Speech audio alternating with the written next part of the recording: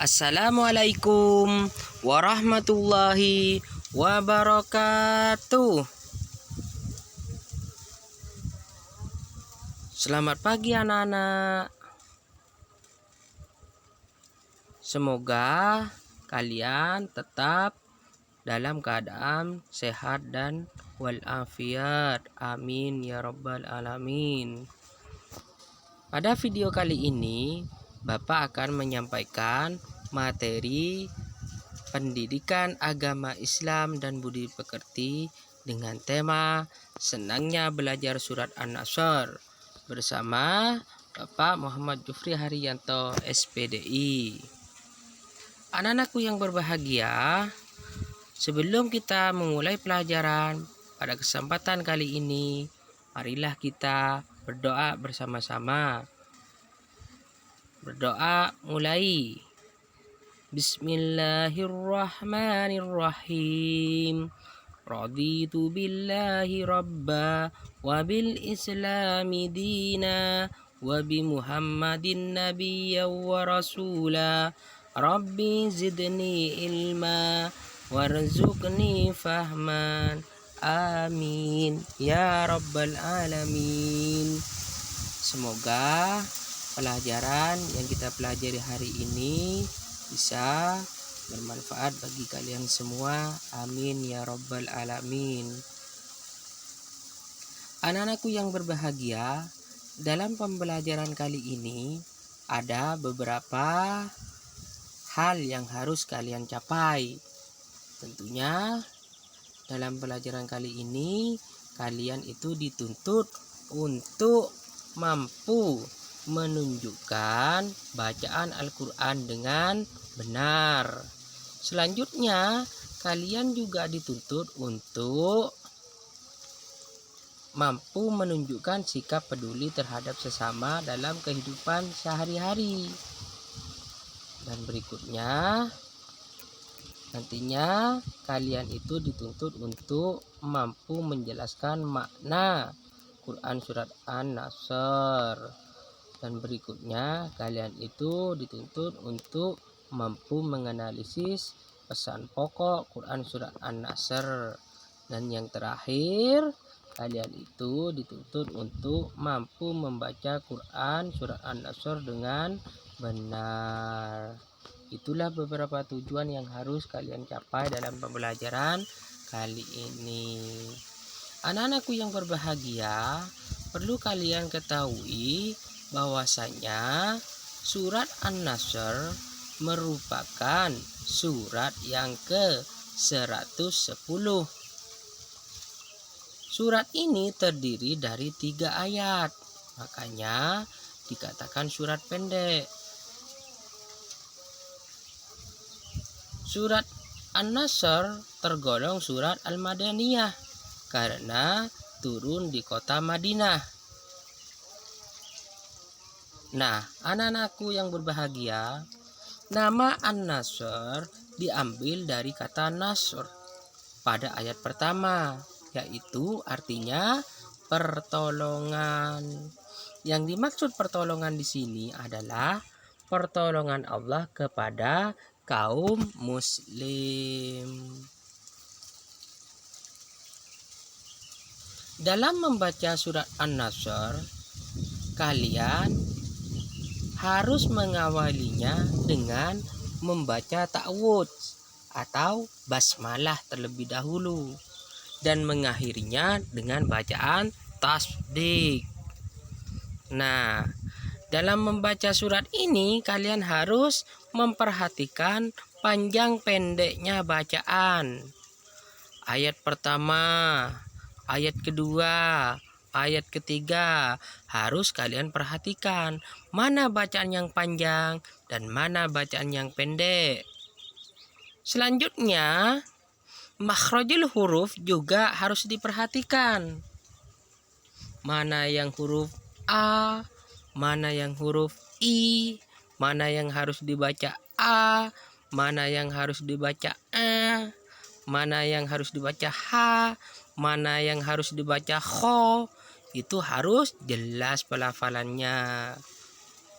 Berikutnya Dalam membaca Quran surat An-Nasr, penerapan ilmu tajwid juga harus kalian pertimbangkan, harus kalian lakukan agar menghasilkan bacaan-bacaan yang bagus. Mana yang dengung, mana yang jelas, mana yang mantul, bacaannya itu harus diperhatikan juga. Coba perhatikan gambar ini. Ustadz akan mempraktekkan bagaimana cara membaca Quran surat An-Nasr dengan baik dan benar. Perhatikan ayat yang pertama. Tunggu dulu, Ustadz lupa. A'udzu billahi minasyaitonir rajim. Bismillahirrahmanirrahim. Idza jaa nasrullahi wal fath. Perhatikan di kalimat atau bacaan idza, di bacaan idza sama jaa. Di bacaan idza itu panjangnya 2 ketukan atau 2 harkat. Untuk menentukan ketukan, kalian hitung saja 2 detik lewat jari kalian. Kalau sudah tek tek, berarti 2 detik pindah ke jaa. Di jaa itu ada 5 harkat, 5 ketukan. Perhatikan juga di ayat kedua. Wa ra'aitan nasa yadkhuluna fi dinillahi afwaja. Di bacaan wa ra'aita itu ada huruf a. Ai. Bukan ai, tapi ai. Berikutnya di bacaan yadkhuluna. Khu ada di pangkal tenggorokan. Kho itu ada di pangkal tenggorokan. Terus ayat yang ketiga perhatikan juga. Fasabbih bihamdi rabbika wastaghfir. Itu ada huruf yang bertasydid. Dibacanya dibaca rangkap dan ditekan tapi tidak ditahan. Fasabbih bihamdi rabbika wastaghfir. Nah, seperti itu. Innahu kana tawwaba. Itu caranya membaca. Harus memperhatikan ayat demi ayat sesuai dengan instruksi yang telah diberikan tadi. Coba kalian praktikkan bersama-sama cara membaca Quran surat An-Nasr dengan baik dan benar. Ustadz duluan yang akan membaca, nanti kalian bersama-sama mengikuti membacanya ya. A'udzu billahi minasyaitonir rajim. Bismillahirrahmanirrahim. Idza jaa nasrullahi wal fath wa ra'aitan nasa yadkhuluna fi dinillahi afwaja. Fasabbih bihamdi rabbika wastaghfir. Innahu kana tawwaba. Shadaqallahul azim. Coba kalian praktekkan nanti cara membaca seperti itu. Anak-anakku yang berbahagia, kegiatan berikutnya adalah diskusi kelompok kecil. Kalian berdiskusi dengan teman sebangku. Kelompok pertama yaitu Alicia Siva Devi dan Dwi Amelia Octaviana. Nah, untuk kelompok kedua Feli, Octavia, dan Khairil Anam. Kelompok yang ketiga Muhammad Rafi, Radina Ayu, Syifa, dan Siti Nur Ahliza. Apa yang harus kalian kerjakan dalam diskusi ini, dalam diskusi kelompok kecil ini? Yang pertama,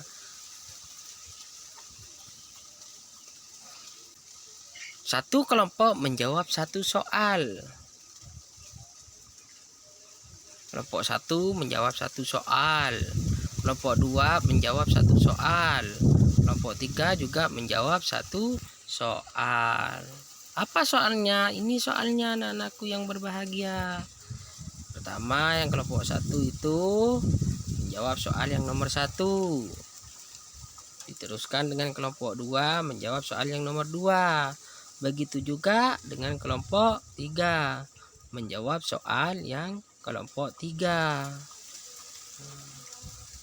Tulis jawabanmu di kolom yang telah disediakan. Mana kolomnya? Nah, ini kolomnya. Tuh.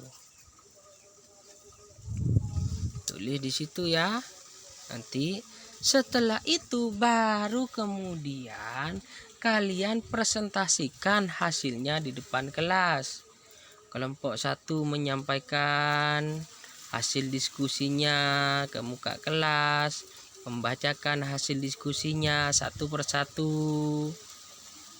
Kelompok 1 diwakili oleh ketua kelasnya dan juga selanjutnya untuk kelompok-kelompok yang lain.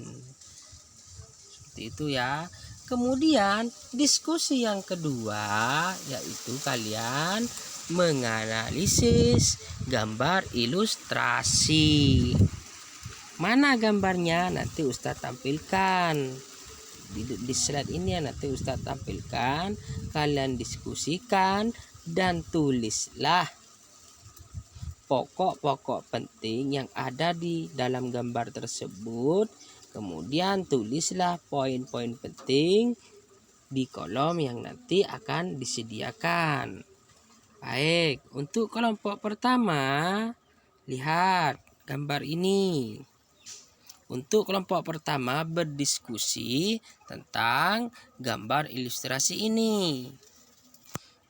Untuk kelompok 2 mendiskusikan tentang gambar ini. Analisis itu gambar dan tulislah poin-poin penting yang kalian dapat. Begitu juga dengan kelompok 3. Kelompok 3 kebagian gambar ini. Sama teknisnya dengan diskusi yang pertama, yaitu setelah kalian berdiskusi, lalu kemudian kalian mempresentasikan hasil diskusi kalian dengan format atau kolom sebagai berikut. Nah,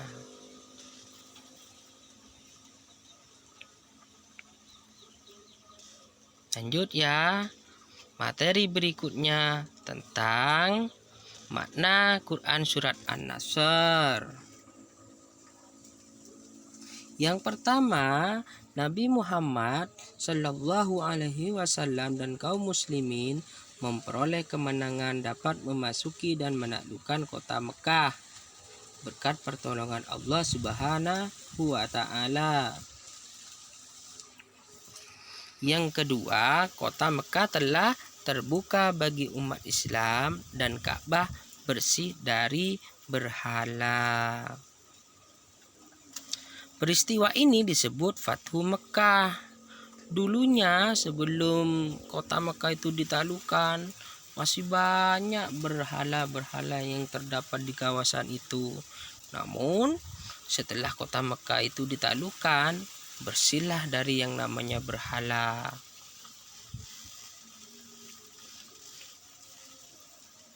Sejak peristiwa itu banyak orang-orang yang masuk Islam. yang dulunya itu kaum Quraisy itu banyak. Nah, setelah kota Mekah itu ditaklukkan, barulah kaum Quraisy itu berbondong-bondong masuk Islam. Mereka menyatakan mau masuk Islam tanpa adanya paksaan dari kaum Muslim. Yang terakhir, bahwa Allah Subhanahu wa taala memerintahkan Rasulullah Shallallahu alaihi wasallam dan umatnya untuk bertasbih dan memohon ampun.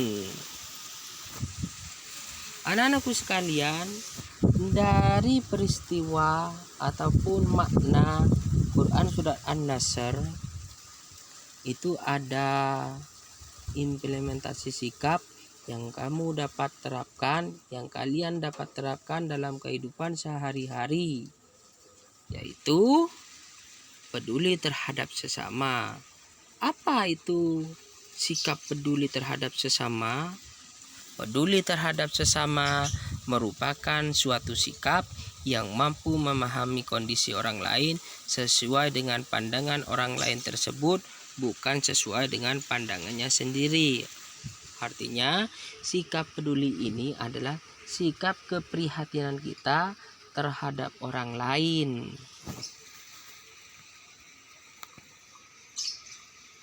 Contoh sikap peduli sesama antara lain, coba simak gambar apa ini? Ya, gambar menjenguk orang sakit. Ini merupakan contoh sikap peduli sesama. Lagi, ini juga contoh sikap peduli sesama, yaitu menolong teman yang terjatuh. Tuh. Selain ini juga masih banyak contoh sikap peduli yang lainnya. Ini satu lagi contoh sikap peduli, yaitu berbagi atau bersedekah kepada orang miskin ataupun pengemis ataupun fakir miskin dan lain sebagainya. Nah, anak-anakku sekalian yang berbahagia, setelah mempelajari pembelajaran dari awal sampai sekarang ini, kalian berikutnya akan disuruh mengisi pertanyaan-pertanyaan sebagai berikut. Sesuai petunjuk kalian itu kerjakan. Namun sebelum itu Ustaz kasih contoh satu saja. Contoh yang nomor 1, membaca ta'awudz dan basmalah sebelum membaca Al-Quran. Pernah tidak kalian seperti itu? Jika iya, dicentang di kolom iya. Jika tidak, dicentang di kolom tidak. Membaca ta'awudz dan basmalah sebelum membaca Al-Quran, centangnya iya. Begitu pula pada tabel ini, kalian isi sama seperti yang tadi. Nah, berikutnya untuk penilaian diri, kalian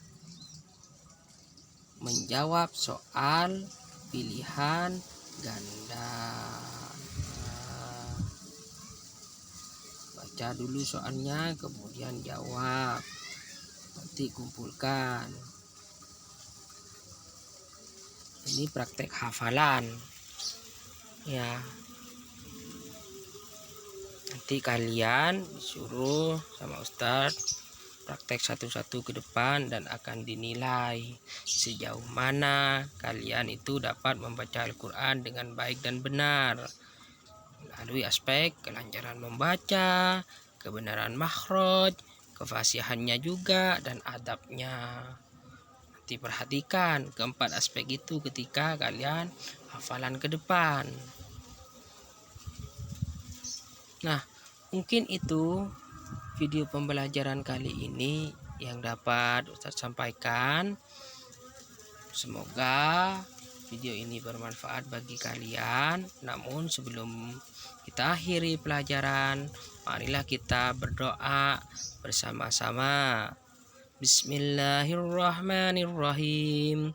Allahumma arinal haqqa haqqa warzuqna tiba'a warinal batila batila warzuqna jatinaba. Amin ya rabbal alamin. Akhirnya dari Ustadz, terima kasih, semoga bermanfaat. Wassalamualaikum warahmatullahi wabarakatuh.